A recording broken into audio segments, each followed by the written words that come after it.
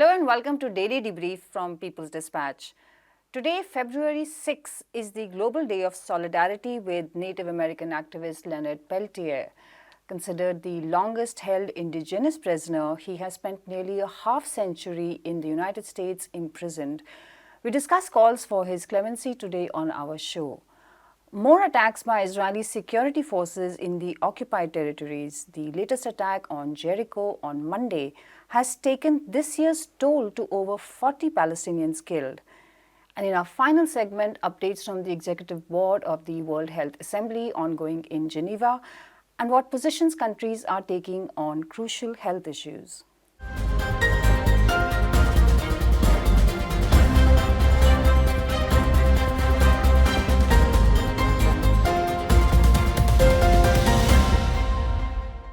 The 47th year of Leonard Peltier's incarceration starts today, 6 February 2023. Peltier worked to combat racism and police brutality against Native Americans. Many see his incarceration and trial as a political act and as vendetta. In prison since 1977, he has faced solitary confinement and other troubles, including declining health and advancing age. Zoe from People's Dispatch joins us on video conference to discuss the case and calls for his clemency. Zoe, thanks a lot for joining us. Zoe, a very important day today. We're marking 46th year ending of the incarceration of Peltier. Can you talk about his clemency plea and what position the US government has taken on it? Well, the case of Leonard Peltier is one of great concern for people, not only in the United States, but internationally. It really represents a complete abuse of the U.S. Legal system to persecute the American Indian movement in the United States, the movement for indigenous rights, against racism, against this discrimination. Leonard Peltier was arrested in 1977, and he was at that time given 2 consecutive life sentences for allegedly killing 2 FBI agents during a raid on an indigenous reservation. And it's important to point out that his conviction was done in a trial that was full of legal irregularities, full of violations of due process. There were several testimonies that have been since discounted, and still they're used in the case against him. So from day one, this has been a case of complete and utter political persecution of Leonard Peltier, who again was an important activist in the American Indian movement. And really, since then, he's been fighting for his innocence. He's been fighting for his release. As you mentioned, he's one of the longest standing political prisoners, not only indigenous prisoners in the US, but really political prisoners in the country and maybe in the world. He has had many of his rights violated, of course, while in prison. He's been facing a series of ailments. His health is worsening. He's over 77 years old, and his family at this point is saying, you know what, all of those legal irregularities took place. If this was a true system of justice, those charges never would have gone through. This case would have been reopened. But at this point, he's a 78-year-old man facing all these medical complications. Let him live out his last days with his family, with his community, in his land, and not incarcerated, facing all of the different problems that a 78-year-old man would have after 46 years in prison. Really, the health impacts, the mental health impacts are just too numerous to count. And this has been a very long-standing campaign that has garnered international attention as well, and has been protagonized by indigenous movements in the United States who see the case of Leonard Peltier, the persecution against him, as a sign of really what the U.S. legal system and the U.S. institutions do to indigenous people. And so every year, at the end of the year, they wage a very important campaign calling for clemency. There were great hopes when Barack Obama was finishing out his second term in office that he would give this clemency, grant this clemency to Leonard Peltier. He did not. This was a huge upset for the movement. This was something they were really counting on. And of course, with the return of the Democratic Party to the White House under Joe Biden, once again, this hope and this wish, this desire for justice for him to be released from prison after all these years, once again was revived. But so far, Joe Biden has shown no signs of supporting his case whatsoever. Leonard Peltier is accused of killing 2 FBI agents, and this has really been one of the FBI's major rallying points to really oppose any possibility for him to see any justice. And it's just one of those cases that's very upsetting, unfortunate. People, despite all of the setbacks, continue mobilizing, continue calling for Leonard Peltier's release. And not only that, but Leonard Peltier himself continues to write. He continues to reflect upon the situation in the country, and he continues to demand justice.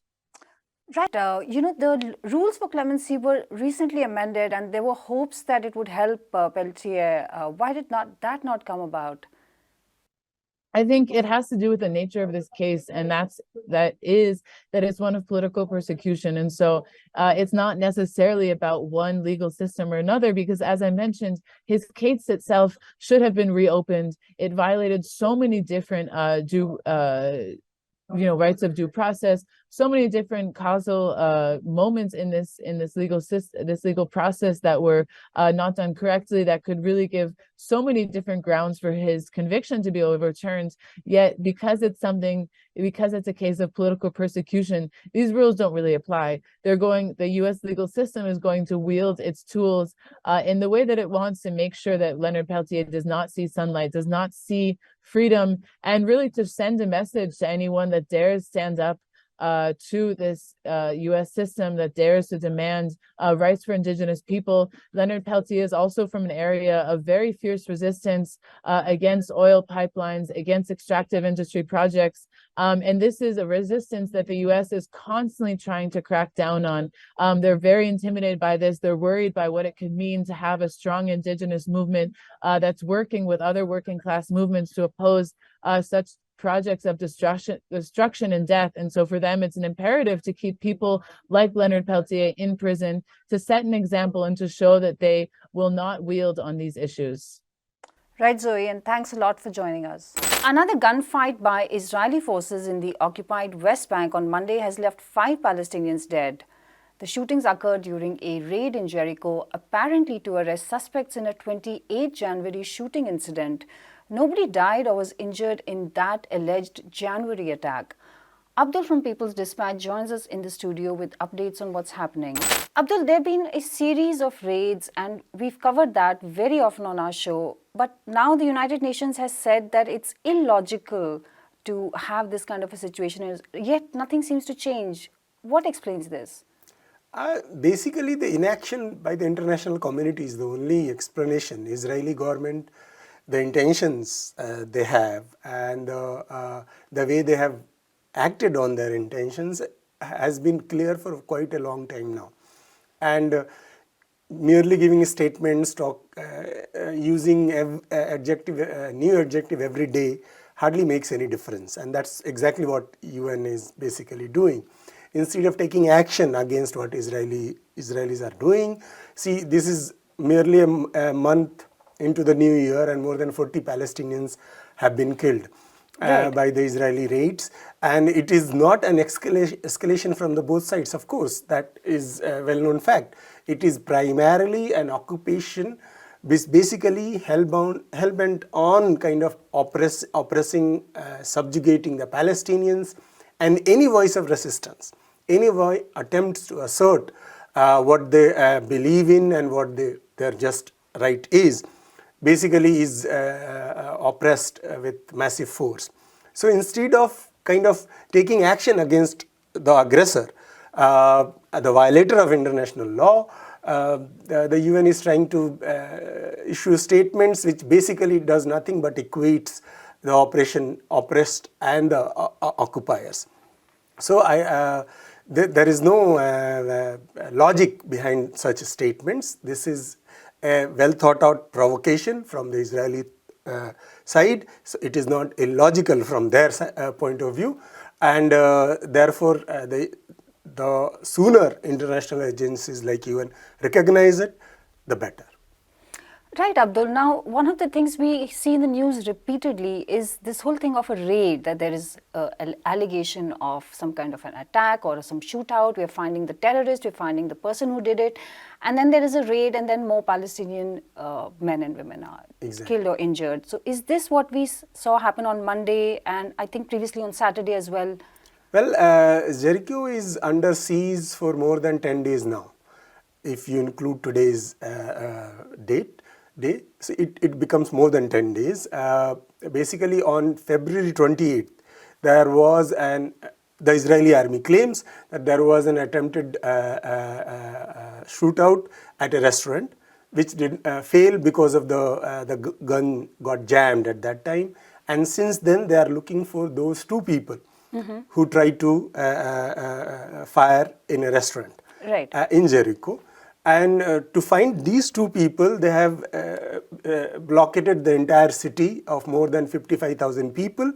Any movement into and outside this, out of the city is basically almost impossible because of the massive checkpoints erected all across the way, which also hampers the tourism industry in the city. Right. Palestinian economy is already in a very bad situation because of the Israeli raids, siege, occupation, and so on and so forth, COVID, and so plus. But this is a tourist season, and Jericho is a very strong, a very vibrant tourist destination. So it is under siege for last 10 days, completely kind of. Hampering the tourism industry there. And meanwhile, Israeli forces have repeatedly raided the refugee camp inside the city. On Saturday, they raided the refugee camp, in which 13 people were injured, and they had arrested around 9 people at that moment. And the Palestinians who are resisting have been, of course, on the verge, on basically the subject of different kinds of oppression. Similarly, today, early morning, the Israeli forces went into the refugee camp inside the city and surrounded an apartment building in which 5 people, of course, resisting the Israeli raids, were gunned down. Some of other people were also reportedly injured. Some reports are also saying that the number of killed is higher than the 5. So this is what the sequence of event, which basically led to the killing of 5 people. The Israeli forces also arrested one senior Hamas leader from near the refugee camp. So this is, if you see, this is exactly what has happened in Jenin, in Nablus, in other parts of the occupied West Bank. So this is nothing new. Each and every time they have an excuse. The Israeli forces have an excuse that they are looking for some unidentified gunmen who have been involved in some shooting here and there. For one person or two, they basically collectively punish the entire population of the city. And that has been their modus operandi for quite a long time now. Right, Abdul. Thanks very much for that update. The Executive Board of the World Health Assembly is meeting in Geneva, Switzerland. The Assembly is the decision-making body of the World Health Organization. Delegates from around the world, member countries, and other stakeholders are discussing important issues that the WHO will include in its programs for the coming year. We're joined by Jyotsna from the People's Health Movement from Geneva. Jyotsna, thank you once again for joining us. So very important deliberations going on. Can you tell us why the executive board's deliberations are important, how they feed into the larger WHO system? Yeah, hi. So thanks for calling me again.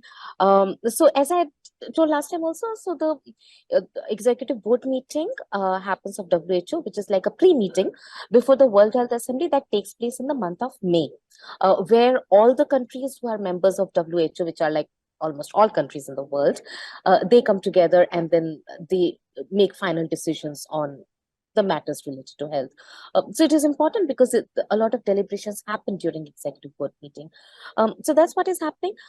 So after like lukewarm first 3 days or first 2.5 days when not many agenda items were covered, suddenly one realized that we won't be able to finish it in time, which is tomorrow, Tuesday.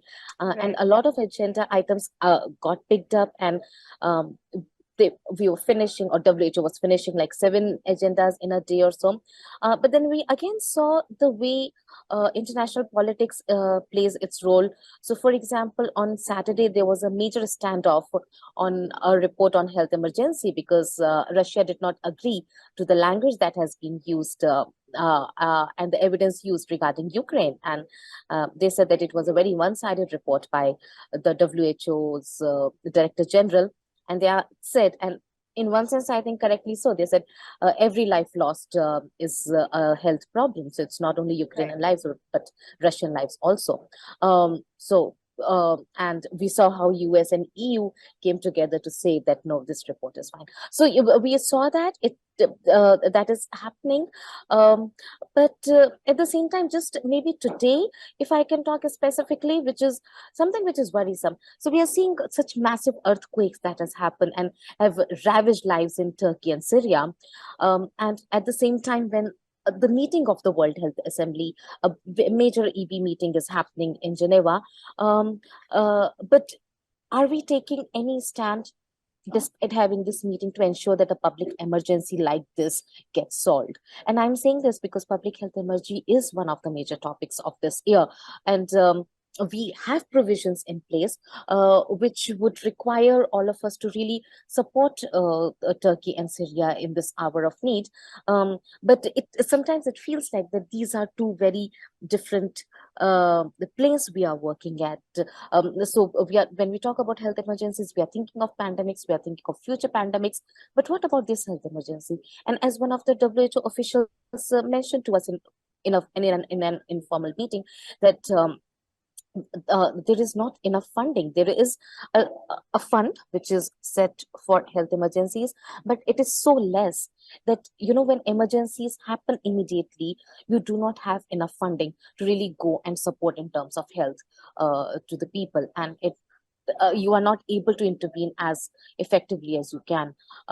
So probably, I would say, if it is at all possible, though it doesn't seem like that there should be a solidarity shown by the member countries and the countries that are here right now to Turkey and Syria, and say that we pledge that we will support financially and otherwise any country which faces a natural disaster like this.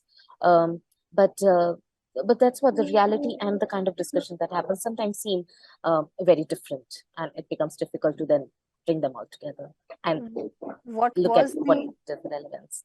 Yeah, Jyotsna, what was the discussion like? Were any firm commitments made? And are there any other discussions that took place today which you think are important to highlight? Absolutely. So there was discussion about sustainable financing of WHO, which has been talked about for a long time. So I mean, WHO is trying, and many countries are trying, that the funding for WHO should increase, but it is not happening. We will see only in WHO what kind of final decisions are taken in this regard. But there was that discussion today. We had very good discussion regarding social determinants of health. And I think I should mention that because in all our previous chats about the EB, we have discussed about structural determinants or structural problems which determine health or lack of access to health, and how that is important. So the social determinants of health is the larger thing which covers, because it talks about caste discrimination, gender discrimination, discrimination that neglected or even targeted populations like the refugees, the religious minorities, the sexual minorities face, right? So it talks about, and so it actually says that you have to address structural inequalities if you want proper access to health. So what we saw this time also, which was good, that at least on this front, the countries made very positive statements, and they did say that yes, they agree, and these are the issues that need to be resolved. However, we again, the elephant in the room always is financing and funding, that how much are the countries really ready to spend on addressing their structural inequalities, because that takes political will, not just social and economic will, right? So that is to be seen. But it was good to see, at least we have moved in terms of not saying that they do not exist, and there is a recognition that SDH is to be addressed. Yeah. Right, Jyotsna, thanks very much for joining. And that is all we have for today. Thank you for watching Daily Debrief. Do come back to us tomorrow. You can visit our website for more People's Dispatch stories and watch our regular updates on Facebook, Twitter, and Instagram.